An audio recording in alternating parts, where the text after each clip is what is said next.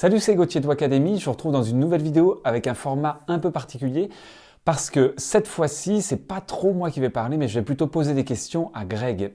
Greg, si vous le connaissez, et je pense que beaucoup d'entre vous le connaissent, c'est le créateur et le responsable de Didgeridoo Passion.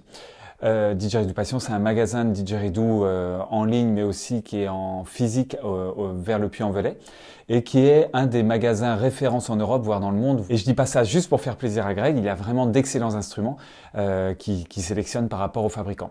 Bref, c'est pas une vidéo pour faire de la pub pour son magasin, moi je touche rien sur les ventes, je m'en fiche complètement, mais je suis content quand même de parler de lui parce qu'il fait du bon boulot et que dans le didgeridoo, on n'est quand même pas non plus des centaines à être passionnés du didgeridoo. Donc je suis allé voir Greg il y a 2 semaines, on a passé quelques jours ensemble pour tourner une formation sur le traditionnel. Ça, je vous en parlerai plus dans les semaines à venir. Il me reste encore tout le montage à faire, tous les audios qui ont été enregistrés, tous les retravailler, les exporter, les mettre au propre.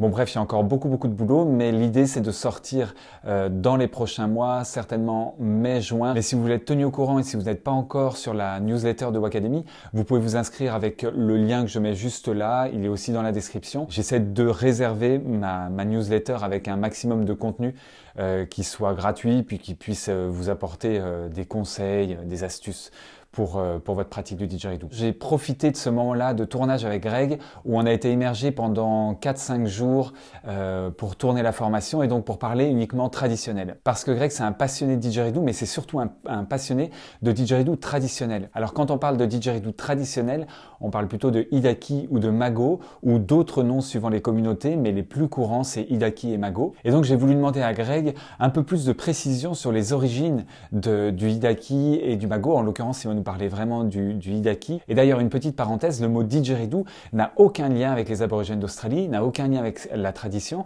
C'est un mot qui a été donné...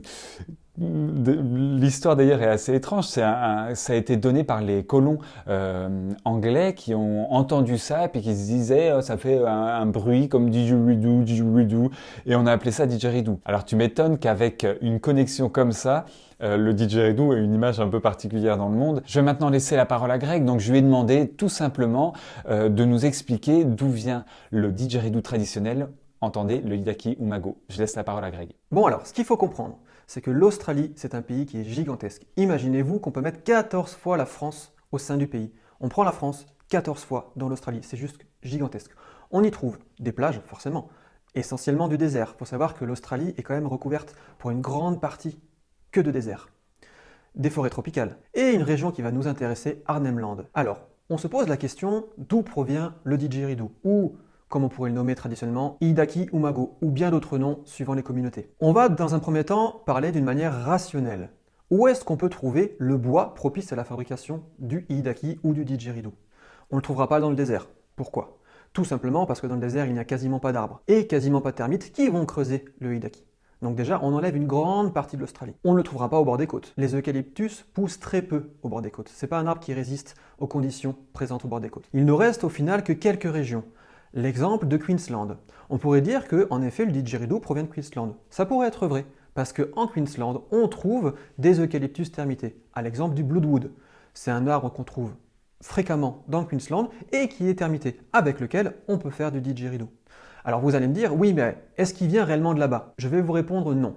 Traditionnellement, le Hidaki provient de la région nord-est Arnhem Land. Alors pourquoi? Tout simplement, c'est une question de bois. Il faut savoir qu'il y a plusieurs sortes d'eucalyptus. L'eucalyptus utilisé traditionnellement pour la fabrication des Hidaki se nomme le stringy bark. On le trouve principalement dans le nord-est de l'Australie. C'est vraiment l'arbre, on va dire, endémique du nord-est de l'Australie.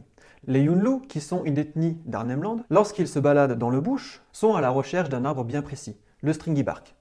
Également, il faut des termites, mais pas n'importe quelle termite. C'est là aussi où il y a une différence dans toute l'Australie, c'est qu'on peut trouver différentes sortes de termites. On a souvent l'image des immenses termitières.